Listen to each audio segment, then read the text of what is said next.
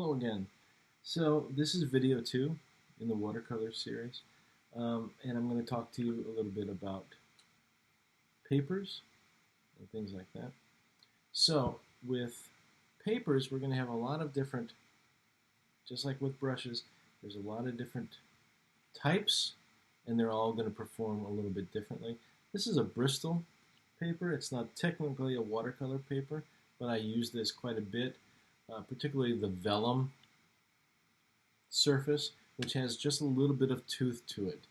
And with Bristol,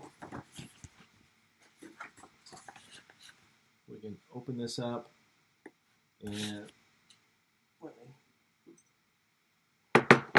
get some pigment here. I'll show you. We can lay this pigment down really nicely on a piece of Bristol, and it's not going to warp nearly as bad as a piece of drawing paper or something like that, because it's a little thicker. It has some tooth that's going to grab my pigment, and it's got some body to it. So a Bristol is going to be a really great, versatile, all-around kind of paper to be working with. With watercolor papers, and it'll say watercolor on here, these are generally going to be have a lot more tooth to them, meaning that the surface is much rougher.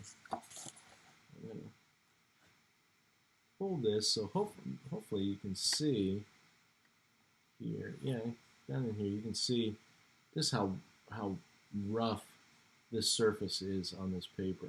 Now that's going to help me lay my pigment down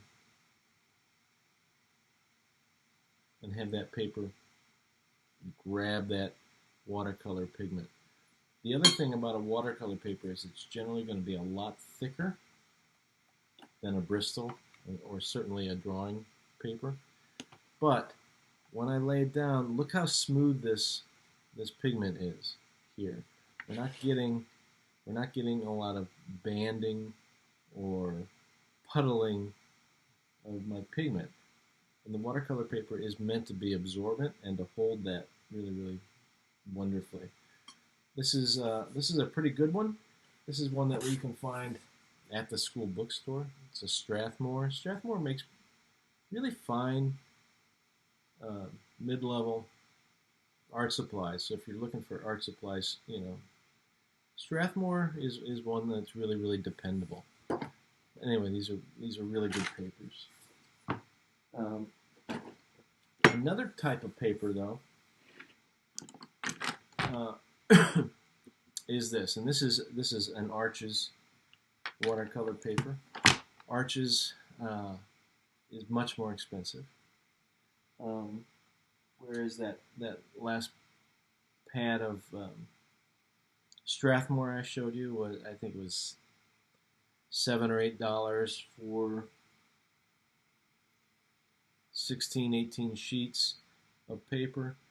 This is Arches watercolor paper. It's made in France. It's much heavier paper. This is 15 sheets, and I think I paid probably close to $45 for this set of watercolor paper. But it's really beautiful. The paper is very strong, very thick, so it's not going to, let me see if I can show you some of the, yeah, you can start to see some of the tooth here. It has a terrific, beautiful tooth to it, almost like you're painting on canvas. But this has a really interesting feature to it,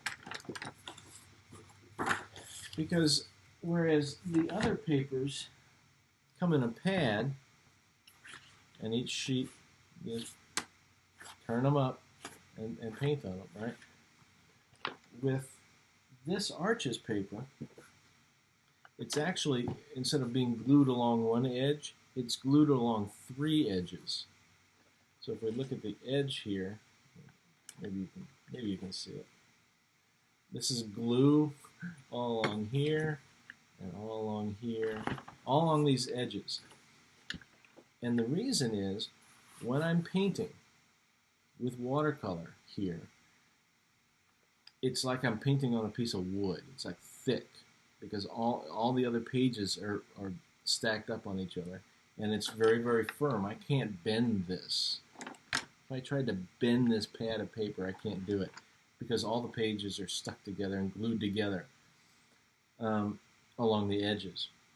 What that allows me to do then is lay down a ton of water on here if I wanted to, and the paper isn't going to buckle, because it's stretched tight along these edges, just like a canvas would be.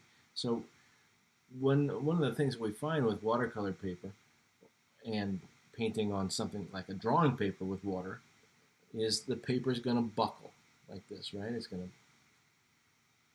bend and stretch in lots of different ways. And the reason is because it's wood fibers that are kind of stuck together with sizing in them. And then as it gets wet, they expand.